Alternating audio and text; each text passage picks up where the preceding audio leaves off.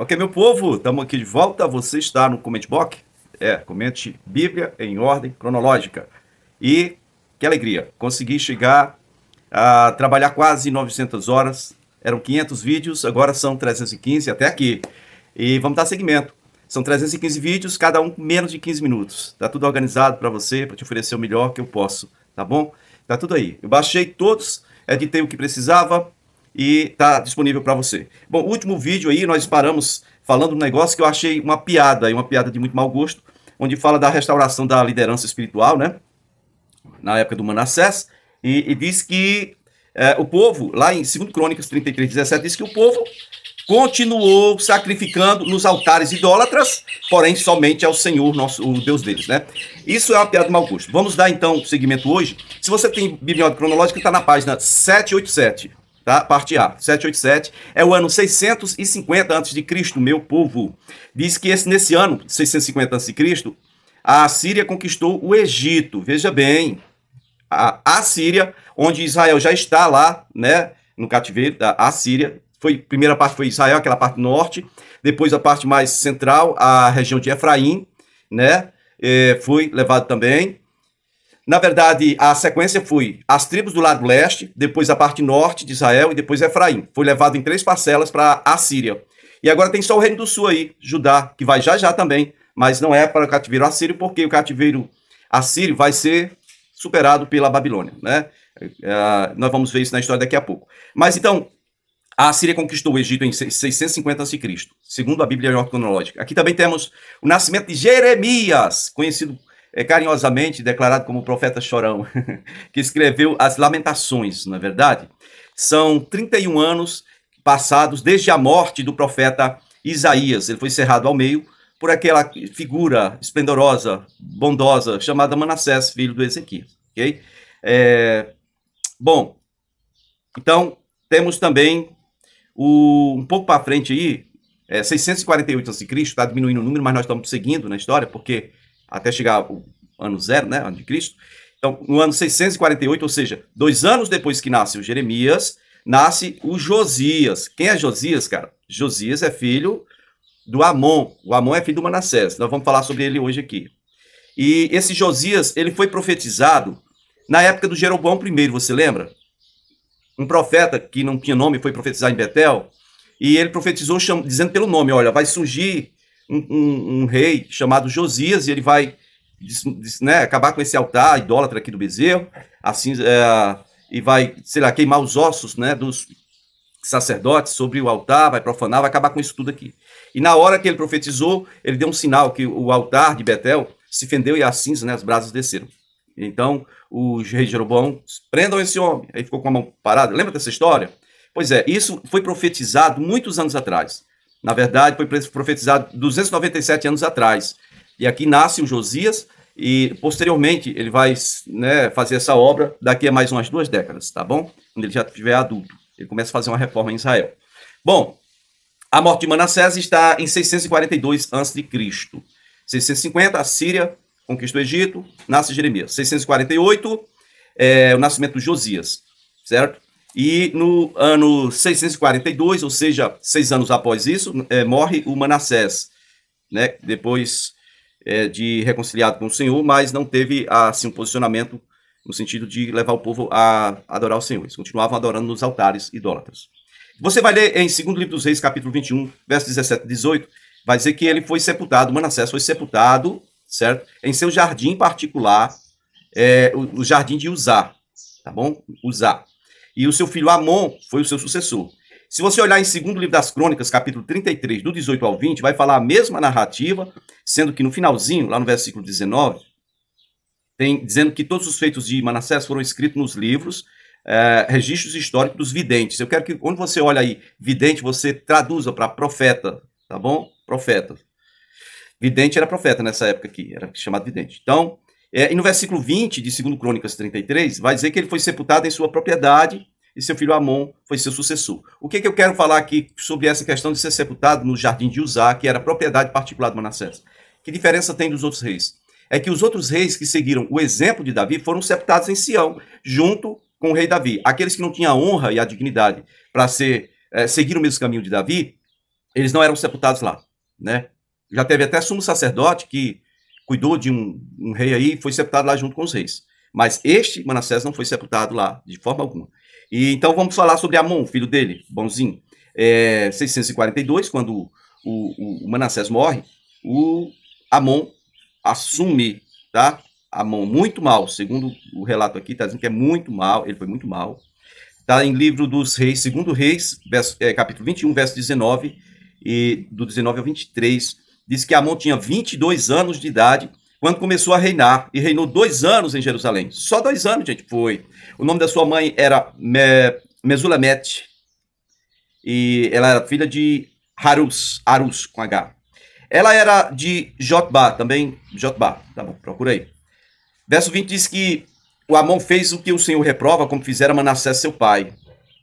Ele imitou seu pai em tudo. Ele prestou culto aos ídolos, aos quais seu pai havia cultuado. Ele inclinou-se diante desses ídolos, ele abandonou o Senhor, Deus dos seus antepassados, e não andou no caminho do Senhor. Agora preste atenção na narrativa de 2 Crônicas, capítulo 33, 3, versículo 21 ao 23, onde vai dizer ali na parte final do verso 22, diz que ele prestou culto e ofereceu sacrifício a todos os ídolos que Manassés havia feito.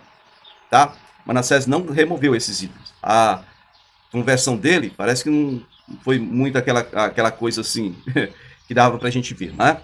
Não dava pra gente ver muito resultado não, tá bom? E no versículo 23 de 2 Crônicas 33 vai dizer que, ao contrário do Manassés, o Amon, filho do Manassés, fez pior. Que ao contrário de Manassés, que no final se arrependeu, ele, o Amon, não se humilhou diante do Senhor. Ele, na verdade, aumentou a culpa dele, né? Tá certo? E aí ele vai, no caso, a história vai contar aqui que ele vai ser assassinado pelos oficiais dele. Ele começa a reinar com 22 anos e termina aos 24.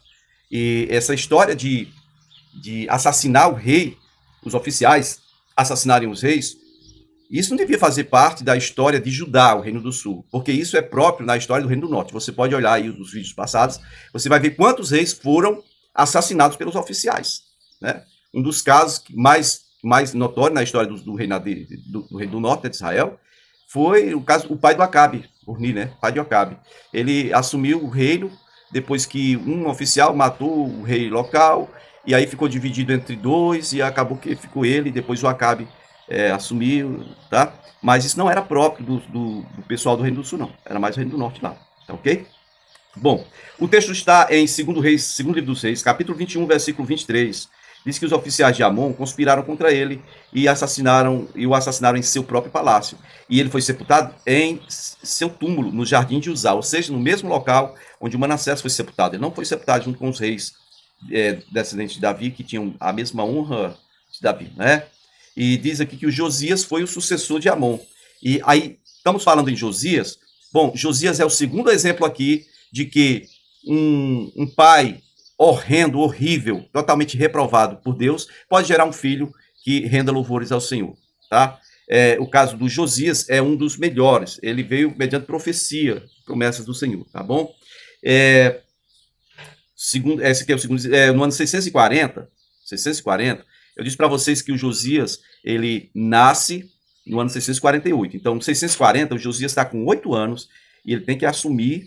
É claro, eles faziam isso mediante tutores. E esses tutores, geralmente, eram o sumo sacerdote, que ficava, né, cuidando do jovem rei, né, da criança. Tá certo? Ok? Bom, Jeremias agora está com 10 anos e o Josias, então, vai assumir o trono com 8 anos. Diz aqui em 2 Reis, capítulo 21, verso 24, que o povo, quando viu que os oficiais tinham matado Amon, o povo se revoltou, o povo se revoltou e matou aqueles que tinham conspirado contra Amon e proclamou o Josias como rei em lugar de seu pai. E eu presumo que aqui, quem fez essa revolta, quem estava por trás, quem deu base, foi o povo da religião, né? O sumo sacerdote, que geralmente era quem assumia na ausência do rei, tá? E aí colocou o filho, Josias, no lugar do pai, Amon. Se você observar também, em 2 livro das Crônicas, capítulo 34, logo no versículo 1, diz que Josias tinha 8 anos de idade quando começou a reinar, Ele reinou 31 anos em Jerusalém. Ele fez o que o Senhor aprova e andou nos caminhos de Davi, seu predecessor, sem se desviar nem para a direita e nem para a esquerda. Também, aí continua dizendo, 2 Reis, capítulo 22, versículo 1 e 2, vai dizer que Josias tinha 8 anos, a mesma história, né? Só que diz que o nome da sua mãe era Gedida, filha de Adaías, e ela era de Boscate, certo?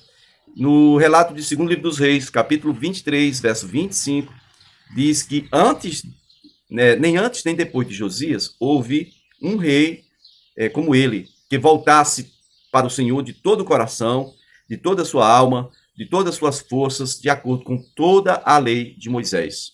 Ok? Nenhum deles, nem antes nem depois. Então, o que acontece é que ele aqui não só seguiu o exemplo de Davi.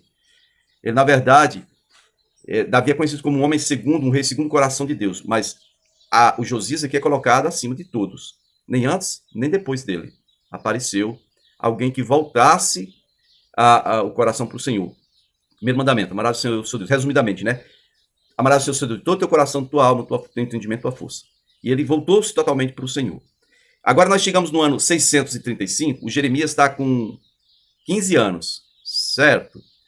E aí vai acontecer uma advertência contra Nínive. Nínive é a base, é a capital do Império Assírio. Você lembra que há 132 anos atrás, o profeta Jonas foi lá, ele queria a destruição daquela cidade, mas não houve. Quem vai destruir Nínive, que é a capital do reino assírio, é a Babilônia. Ela vai se tornar independente da Assíria e depois vai tomar a liderança, ela vai destruir Nínive, né? Então, mas aqui tem uma advertência contra Nínive. E quem vai fazer essa advertência é o profeta Naum, tá bom? Naum, capítulo 1, versículo 1 ao 15. Se você observar o versículo 1 aí, já diz que livro da visão de Naum, Naum de Elcós. Verso 3 diz que ele diz assim, o Senhor é muito paciente, mas o seu poder é imenso. O Senhor não deixará impune o culpado. O seu caminho está no vendaval e na tempestade, e as nuvens são a poeira de seus pés. Aqui o Naum, profeta Naum, está declarando que o Senhor não deixará, não permitirá, certo? Não deixará impune aquele que é culpado, tá? Ele irá punir aquele que é culpado. Não adianta o fulano dizer que fui condenado, mas agora estou livre, sou inocente. Sou inocente não, você é culpado. Você pode estar livre, mas é culpado. O Senhor não deixará impune o culpado. Então, antes de agir, pense, existe um Deus que vai julgar todos os que são culpados. E se arrependa, porque se arrepender ainda tem esperança. Mas não havendo arrependimento, se você seguir o exemplo de Amon, o que acontece é que você vai de mal a pior e você vai encarar o juízo, né? A ira de Deus, tá? No versículo 7, o profeta Naum diz assim, o Senhor é bom, ele é um refúgio em tempos de angústia e ele protege os que nele confiam. Mas com uma enchente devastadora, ele dará fim a Nínive, tá bom? E aí você descendo lá no versículo 12, você vai ver, né, no capítulo 1 de Naum, 12 ao 15, diz assim, assim diz o Senhor, apesar de serem fortes e numerosos, serão ceifados e destruídos. Mas você, Judá, embora eu a tenha afligido, não afligirei mais. Agora vou quebrar o jugo do seu pescoço e arrancar as suas algemas. O Senhor declara o seguinte a seu respeito, ó rei de Nínive. Você não terá descendentes que perpetuem o seu nome. Destruirei as imagens esculpidas e os ídolos de metal do templo dos seus deuses. Prepararei o seu túmulo, porque você é desprezível. Vejam sobre os montes os pés dos que anunciam boas notícias e proclamam paz. Celebre as suas festas, ó Judá, e cumpra os seus votos. Nunca mais o perverso a invadirá. Ele será completamente destruído. Ok, a gente segue no próximo.